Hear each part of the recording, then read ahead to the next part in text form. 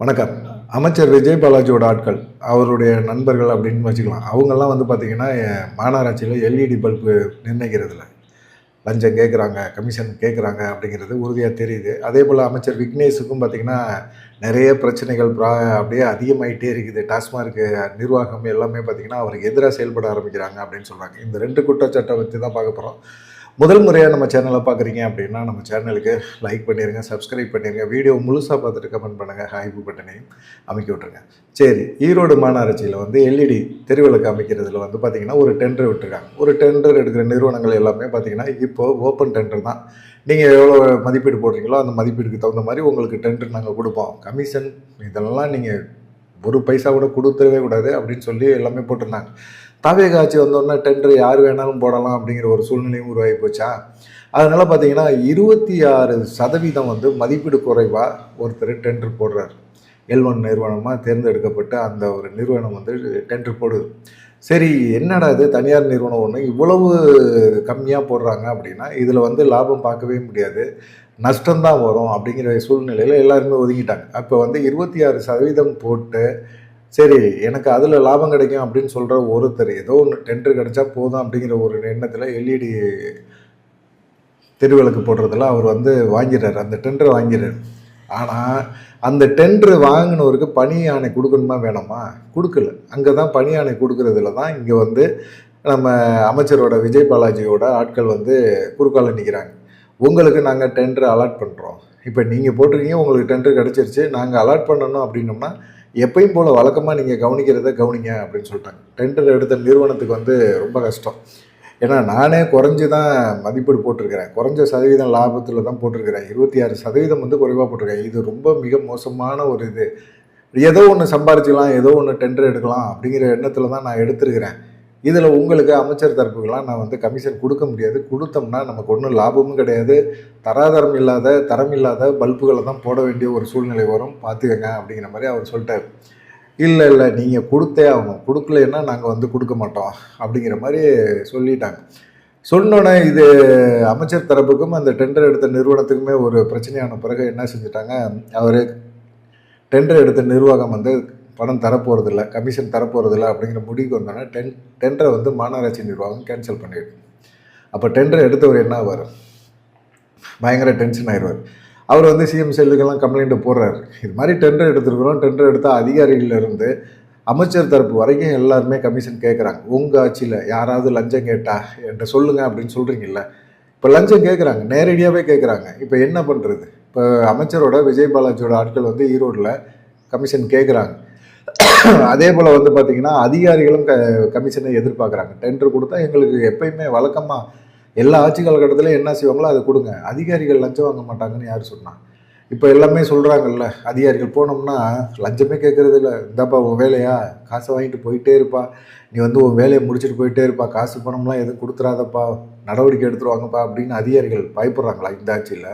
அப்படியெல்லாம் கிடையாது. எல்லாருமே வந்து பணத்தை எதிர்பார்க்குறாங்க, எப்படியாவது ஏதாவது ஒரு ரூட்டில் வாங்கிடுறாங்க, வாங்கிட்டு தான் டெண்டர் கொடுக்குறாங்க அப்படிங்கிறது விஷயம் தெரிஞ்சிருது. சரி, இந்த விஷயத்தில் அமைச்சர் விஜய் பாலாஜி ஆட்களும் வந்து ரொம்ப அக்கப்போர் பண்ணுறாங்க, ஈரோட்டில் வந்து அந்த பிரச்சனை அதிகமாக இருக்குது அப்படின்னு ஒரு இது சொல்கிறாங்க. சரி, இதை தாண்டி இன்னொரு அமைச்சர் விக்னேஷ், அவருக்கு என்ன பிரச்சனை அப்படின்னா, அவருக்கு இப்போ சமீபமாக ஒரே டென்ஷனு, மன உளைச்சல் அப்படிங்கிற மாதிரியே இருக்கார். காரணம் என்னென்னா, இப்போ மதுபானத்தை வந்து டாஸ்மார்க்கு கொள்முதல் பண்ணுறாங்க, ப்ரைவேட்டு தான் எல்லாமே. பார்த்தீங்கன்னா ப்ரைவேட்னா ஆதவர்ஜுனா சொன்ன மாதிரி மதுபானங்கள் எல்லாமே திமுக கட்சிக்காரங்க வச்சுருக்கிறாங்க அப்படிங்கிற மாதிரி அவர் சொன்னார்ல. அப்படி தான் இவங்க என்ன செய்கிறாங்க, இப்போ டாஸ்மார்க்கு மதுபான ஆலைகள்லேருந்து சரக்கு எல்லாம் கொள்முதல் பண்ணணும். அப்போ அவங்க கொள்முதல் பண்ணுறது 2 ஆட்சிகள் இடத்துலையும், அதிமுக ஆட்சிகள் இடத்துலையும் சரி, திமுக ஆட்சிகள் இடத்துலையும் சரி, வரி கட்டாமல் கணக்கில் வராமல் சில பெட்டிகளையும் சேர்த்து ஏற்றி விடுவாங்க. இப்போ 100 பாக்ஸ் ஏற்றுறாங்க அப்படின்னா அதில் ஒரு 50 பாக்ஸ் வரி கட்டாதது, அப்புறமா கணக்கில் வராமல் சில இதை ஏற்றி விடுவாங்க. இதுதான் வழக்கம், இதுதான் நடைமுறை. இவ்வளோ காலகட்டமாக இதுதான் நடந்திருக்கு. நாங்கள் தாவேக ஆட்சிக்கு வந்துட்டோம், இனிமேல் இந்த மாதிரி சிஸ்டம்லாம் பண்ணக்கூடாது, எல்லாம் நேரடியாக பில்லு கட்டு கரெக்ட் பண்ணு அப்படிங்கிற ஒரு விஷயத்தை மட்டும் நாங்கள் பார்ப்போம் அப்படிங்கிற மாதிரி அவர் முதலமைச்சர் விஜய் வேறு சொல்லிட்டாரா. அதனால் அமைச்சர் விக்னேஷும் வந்து என்னென்னா, இதில் வந்து இவர் கவனத்துக்கு போனோன்னா இப்படியெல்லாம் நீங்கள் செயல்படக்கூடாது அப்படிங்கிற மாதிரி வந்து ஒரு இது பண்ணிட்டார். இப்போ இப்போ எந்த நிறுவனத்திலிருந்து வரி கட்டாமல் கணக்கில் வராமல் சில பெட்டிகளை பாக்ஸில் ஏற்றுனாங்களோ அந்த நிறுவனத்துக்கு போகிறாரு. போயிட்டு இப்படி நீங்கள் ஏற்றி விட்ருக்கீங்க, இது சரியா அப்படின்னு கேட்டதோடு நிப்பாட்டிடலாம். இனிமேல் அப்படி ஏற்றுனீங்கன்னா உங்கள் மேலே நான் அபராதம் போடுவேன், இல்லை உங்கள்கிட்டருந்து நாங்கள் சரக்கு வாங்குறத நிப்பாட்டிடுவோம் அப்படின்னு பேசியிருந்தா அது சரி. ஆனால் அவர் என்ன செய்கிறாரு, 2 கோடி ரூபா அபராதம் போடுறாரு அந்த நிறுவனத்துக்கு. என்னடா இது அப்படின்னு நிர்வாகமே அந்த நிறுவனம் இருக்குல்ல, அவங்க எல்லாமே யோசிக்க ஆரம்பிச்சிட்டாங்க. இது சுத்தப்படாது. இது என்னன்னா, இப்போ ஒரு நிறுவனம் மட்டுமே இப்படி அனுப்பல, எல்லா நிறுவனங்களுமே இந்த மாதிரி விஷயங்களை பண்ணுறாங்க. அவங்களும் லாபம் பார்க்கணும், அப்புறமா டாஸ்மார்க்கு மூலமாக அரசுக்கும் லாபம் பார்க்கணும் அப்படிங்கிற ஒரு எண்ணத்தில் தான் அவங்க அனுப்புகிறாங்க.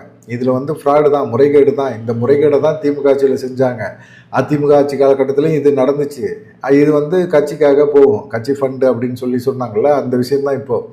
நாங்கள் அது எங்களுக்கு தேவையில்லைங்க, நேர்மையான முறையில் நீங்கள் வரி கட்டி எங்களுக்கு வந்து சரக்கு அனுப்புங்க, மற்றபடியெல்லாம் எங்களுக்கு தேவையில்லைங்க அப்படின்னு சொன்னாலும் இல்லை அதெல்லாம் சாத்தியப்படுறதுக்கு வாய்ப்பே கிடையாது அப்படின்னு சொல்லிட்டு தான் இப்போ வந்து 2 கோடி ரூபா அபராதம் போட்டார். இப்போ பாதிக்கப்பட்ட அந்த டாஸ்மார்க் நிறுவனம் இருக்குல்ல, அவங்க சும்மா இருப்பாங்களா? தனியார் நிறுவனம், அவங்க எல்லா நிறுவனத்தோடு பேசுகிறாங்க. இது என்னது புதுசாக வந்து 2 கோடி ரூபா அபராதம் போடுறது?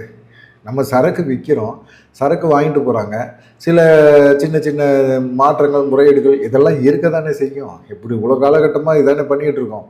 தாவேக்கா ஆட்சிக்கு வந்தால் சரி, நாங்கள் வந்து சில விஷயங்களை மாற்றணும்னு சொன்னால் மாற்றிக்கிறோம். அபராதம் போடுறது என்னது இது? இல்லைங்க நாங்கள் நேர்மையாக நடக்கிறோங்க, பில் இல்லாத ஐட்டம்லாம் நாங்கள் வாங்குறது இல்லைங்க, பில் இல்லாமல்லாம் எங்களுக்கு சரக்கு அனுப்பாதீங்க, எல்லா நிறுவனத்துக்கும் ஒரு நோட்டீஸ் அனுப்புங்க, நோட்டீஸ் அனுப்பிட்டு நீங்கள் அது மாதிரி செஞ்சுருந்தால் பரவாயில்ல. திடுப்புன்னு வந்து என்ன நீங்கள் இப்படி அனுப்பியிருக்கீங்க, முறைகேடாக பில் இல்லாமல், அது இல்லாமல் கணக்கில் வராமல், இப்படியெல்லாம் நீங்கள் அனுப்புகிற விஷயங்கள்லாம் எங்களுக்கு தேவையில்லைங்க, அந்த மாதிரி சரக்கே எங்களுக்கு வேணாம் அப்படின்னு சொல்லிவிட்டு ஒரு நோட்டீஸ் அனுப்பிட்டு இல்லை ஒரு எச்சரிக்கை கொடுத்துட்டு ஏதாவது ஒன்று பண்ணியிருக்கணும் அமைச்சர் விக்னேஷ். அதை விட்டுட்டு 2 கோடி அபராதம் போட்டால் அவங்க எல்லாமே இப்போ தனியார் அந்த டாஸ்மார்க் மதுபான ஆலைகள் நிறுவனங்களை சேர்ந்தவங்க எல்லாருமே என்ன செஞ்சுட்டாங்க, இப்போ அவங்களும் ஒன்று சேர்ந்துக்கிட்டு இது சுத்தப்படாது, தாவேக்கா அரசு வந்து ரொம்ப இதாக பண்ணுது அப்படின்னு சொல்லிட்டு செந்தில் பாலாஜி தரப்பு அவங்களோட வந்து செட்டு சேர்ந்துக்கிட்டு என்ன செய்கிறாங்க, அமைச்சர் விக்னேஷை வந்து இந்த இதுலேருந்து நகர்த்தணும் அப்படின்னா என்ன பண்ணுறது அப்படிங்கிற ஒரு எண்ணத்துக்கு வந்துட்டாங்க. அது இல்லாமல் பார்த்தீங்கன்னா புஸ்லியானந்த எல்லாத்துட்டையும் வந்து அவங்கெல்லாம் காசு பணம் அப்படியே கொட்டி கிடக்கிறது தானே. என்ன தான் விக்னேஷ் நேர்மையாக செயல்படுறாரு, இல்லை நான் வந்து தாவேக்கா அரசுக்கு உண்மையாக இருக்கிறேன், விசுவாசமாக இருக்கேன் அப்படின்னு சொன்னாலும் சில அவருக்கு மேலே முக்கியமான பொறுப்பில் இருக்கிறாங்கல்ல, இப்போ ஆதவர்ஜனா இருக்காரு, புஸ்லியானந்த் இருக்கிறாரு, அவர்கிட்ட நேரடியாக இந்த மதுபான ஆலை நிறுவனங்கள் எல்லாம் முக்கியமான நபர்கள் எல்லாம் பேசக்கூடிய ஆட்கள் தான். அந்த மாதிரி ஆட்கள் தான் அவங்களும். அவங்க பேசினாங்க அப்படின்னா கண்டிப்பாக அவங்க பேச்சது தான் வந்து முக்கியமான அமைச்சர்கள் கேட்பாங்க. அவங்க நேரடியாக அமைச்சர் விக்னேஷை நீங்கள் வந்து அமைச்சர் பதவியிலேருந்து தூக்குங்க அப்படிங்கிற அளவுக்கு கொண்டு போயிட்டாங்க. இப்போ என்னடா இது, நம்ம வந்து ஒரு தேவையில்லாமல் கொஞ்சம் வேகப்பட்டுட்டோமோ அப்படிங்கிற மாதிரி அமைச்சர் விக்னேஷ் யோசிக்க ஆரம்பிச்சிட்டார். ஏன்னா அந்த அளவுக்கு சம்பவம் பண்ணிக்கிட்டு இருக்காங்க. மன உளைச்சலில் இருக்கார். அமைச்சர் பதவி இருக்குமா இருக்காதா? நம்ம நல்லது தானே பண்ணோம், 2 கோடி ரூபா அபராதம் போட்டது தப்பா? நீ சரக்கு அனுப்பாத ஏன் அனுப்புகிற, கணக்கில் வராத சரக்கை ஏன் அனுப்புகிற, வரி கட்டாத சரக்கை ஏன் அனுப்புகிற அப்படிங்கிற ஒரு கொஸ்டினை கேட்டது தப்பாயா? ஏன் அப்படி பண்ணுறீங்க அப்படிங்கிற மாதிரி ஒரு விஷயத்துக்கு வந்துட்டார். அதனால் பார்த்தீங்கன்னா அமைச்சர் விக்னேஷ் கொஞ்சம் மன உளைச்சலில் இருக்கார் அப்படின்னு சொல்கிறாங்க. இந்த 2 மிக முக்கியமான விஷயங்கள் தான், அமைச்சர்கள் பற்றிய விஷயங்கள் தான் தாவேக்கா அரசியல் வட்டாரங்களில் பரபரப்பாக பேசப்படுது அப்படின்னு சொல்கிறாங்க. உங்களுடைய கருத்து என்ன அப்படிங்கிறத மறக்காமல் கமெண்ட் பண்ணுங்கள். நன்றி, வணக்கம்.